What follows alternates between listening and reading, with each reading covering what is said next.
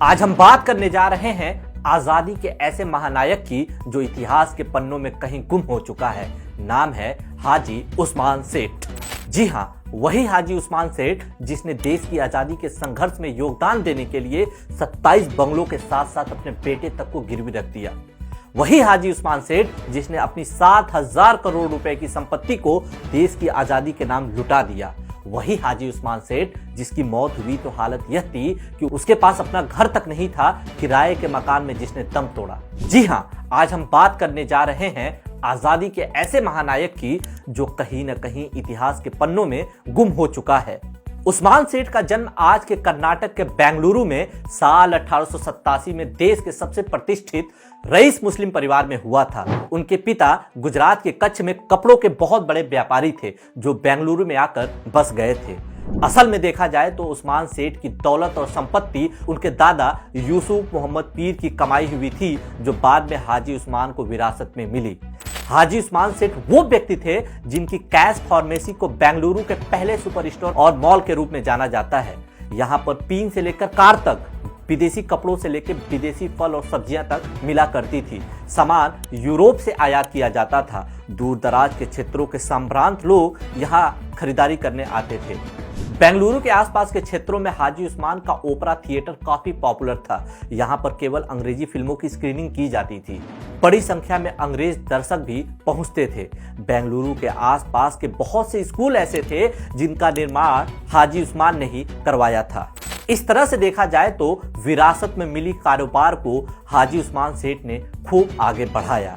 एक समय था जब वो अंग्रेजी हुकूमत के सबसे अमीर भारतीयों में एक माने जाते थे। साल 1919 में उनका परिचय अली बंधुओं और महात्मा गांधी से हुआ।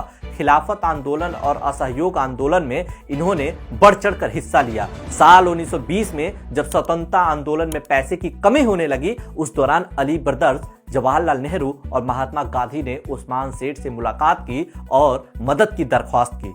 हाजी उस्मान सेठ ने एक पल के लिए भी नहीं सोचा और महात्मा गांधी के हाथों में एक ब्लैंक चेक और 10 किलो सोने के जेवरों से भरा बैग थमा दिया। सोचिए क्या जज्बा और जुनून रहा होगा। उन्होंने साथ में यह भी कहा कि आप निश्चिंत रहें, मेरे पास जो कुछ भी है वो देश की आजादी के लिए ही है। जब भी देश को जरूरत होगी मैं उसे निसंकोच देने के लिए तैयार रहूंगा। उन्होंने अपना ये वादा मरते दम तक निभाया। असहयोग आंदोलन के दौरान जब महात्मा गांधी ने विदेशी वस्तुओं का बहिष्कार करने की बात की तो उन्होंने अपने स्टोर के लिए विदेशी सामानों का आयात करना रोक दिया। बड़ी तादाद में विदेशी कपड़ों को जला दिया। अपने ओपेरा थिएटर में अंग्रेजी फिल्मों की स्क्रीनिंग रोक दी। इसका नतीजा ये हुआ कि अंग्रेजी हुक्मरान इनसे नाराज होने लगे और इन्हें तरह तरह से परेशान किया जाने लगा।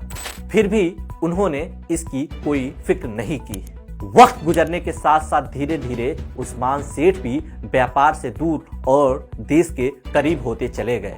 ऐसे में उन्हें वो दौर भी देखना पड़ा जब उनकी रईसी तंगहाली में बदल गई। लेकिन उन्होंने इस तंगहाली और बर्बादी का ना कभी जिक्र किया, ना कभी फिक्र किया। एक ऐसा भी वक्त आया जब देश को आर्थिक मदद की फिर जरूरत पड़ी तो उन्होंने अपने बड़े बेटे को ही गिरवी रख दिया। इससे जो धन प्राप्त हुआ उसे इन्होंने फिर से देश की सेवा में लगा दिया। कभी 27 बंगलों के मालिक, 7,000 करोड़ की संपत्ति के वारिस हाजी उस्मान सेठ की जब 1932 में मौत हुई तो उनके सर पर अपने मकान का छत तक नहीं था। किराए के मकान में उन्होंने दम तोड़ा। कहा जाता है कि जब उनका जनाजा निकला तो कई किलोमीटर तक सड़कों पर लंबी लंबी कतारें लग गई थी। लोगों का भारी हुजूम और भीड़ उनका अंतिम दर्शन देने पहुंचा। यही उनकी कमाई थी, यही उनकी विरासत थी। महात्मा गांधी ने हाजी उस्मान सेठ की दानवीरता के बारे में कहा था कि हाजी उस्मान सेठ के हम सभी कर्जदार हैं, इनके एहसानों का बदला नहीं चुकाया जा सकता है। आजादी का एक ऐसा वीर नायक आज इतिहास के पन्नों में कहीं गुम हो चुका है। जिस व्यक्ति की दानवीरता की कहानी किताबों के पहले पन्ने पे होनी चाहिए थी वो लोगों की स्मृति तक से गायब हो चुका है। हम प्रधानमंत्री मोदी जी से अपील करते हैं कि आजादी के ऐसे महान नायक के संघर्ष, जज्बे और जुनून की कहानी को जन जन तक पहुंचाने के लिए कदम उठाए जाएं ताकि लोग ये जान सकें कि हमारे पुरखों ने हमारे लिए कितनी कुर्बानियां दी हैं, कितनी मुश्किलें उठाई हैं। ये आज़ादी हमें यूं ही थाली में सजाकर नहीं मिली है। जय हिंद।